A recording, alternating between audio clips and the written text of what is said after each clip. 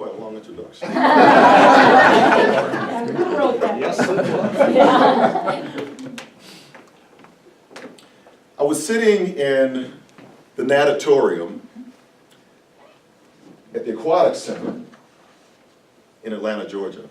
And next to me was our Olympic great, Summer Sanders. It was the Paralympic Games. The Paralympic swimming competition was going on in the pool below, and I was a novice to swimming. I was trying to figure out how did I get to this one moment in time.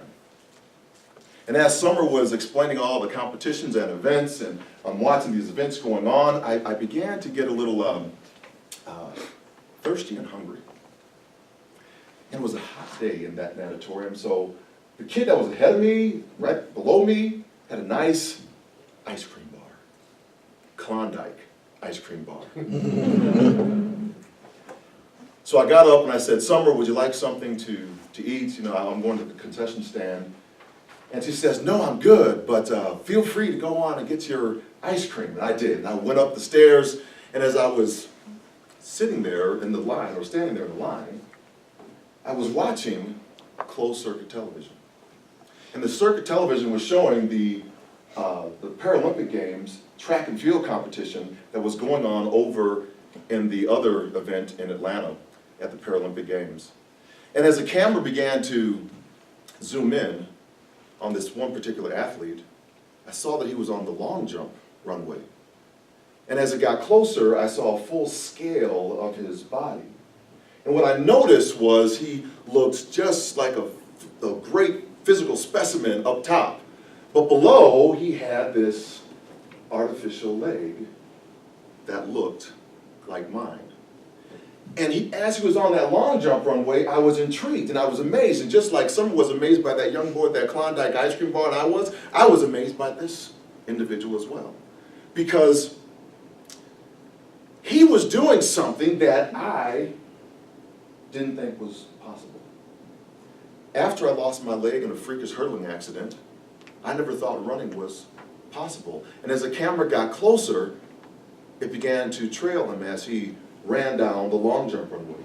And then the camera zoomed back out, and I saw the whole crowd that were cheering for him and clapping for him. And as he made his way down the long jump runway, he hit the takeoff board, and he leaped into the air. And at the apex, the height of his flight, his artificial leg flew off.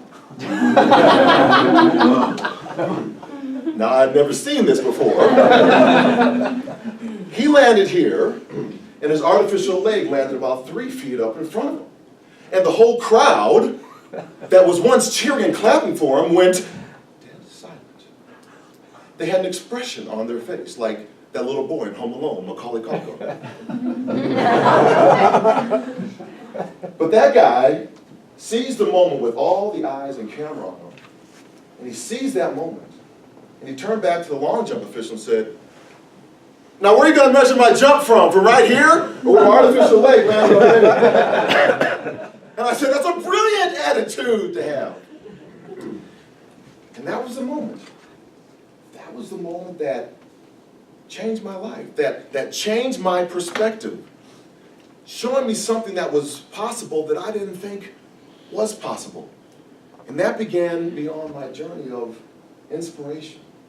I believe that inspiration leads us to motivation, and motivation in turn causes actions. Actions lead to results, and results do a few things for us. It either re-inspires us or allows someone else that's watching the process to really catch the vision. And as we're here today, I want you to think and consider some of these things that we have. There might be a shrinking economy with these shirts just don't fit anymore. You know? And you have to deal with that shrinking economy. It's just going to happen.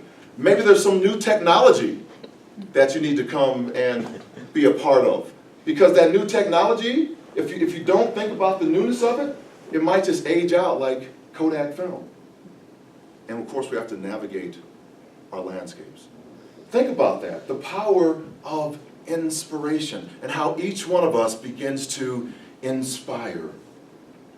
The word inspiration I found is something that is so transcendent, and yet we think we kind of toss it away and we flip it away like it's nothing. Think about this for just one moment. Turn to your neighbor if you would. And I want you to come up, the first person, which neighbor, you can go any neighbor, you can think about the last two Olympic and Paralympic Games. What city were they in? The last two Olympic and Paralympic Games. Just yell it out when you have the answer. London's one. Russia's not one. China is the other. I gotta get to my other two here.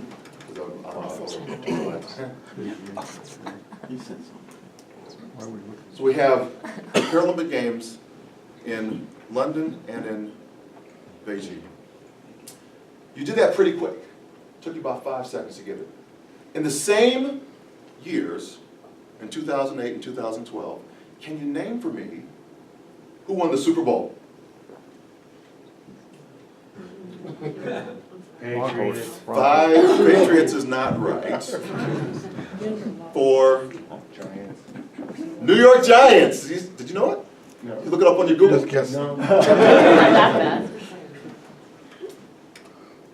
The New York Giants, they win in 2008 and 2012. And isn't it amazing that we don't really understand the power of inspiration? Why do we remember the Olympic Games and the Paralympic Games, but we don't remember the New York Giants winning 2 Super Bowls in a row? I argue that it's because we have inspiration is the moment, motivation is just the moments in time. Motivation is momental, it's emotional, and we don't often remember about what happens after. But inspiration are points in our lives that change us, that really have us going down a different path.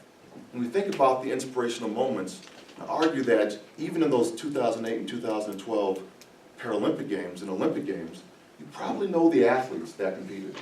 You probably know some of the sports that they competed in as well.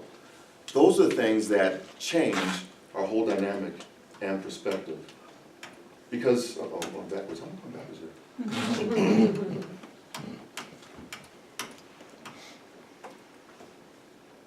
Because inspiration will lead us to motivation.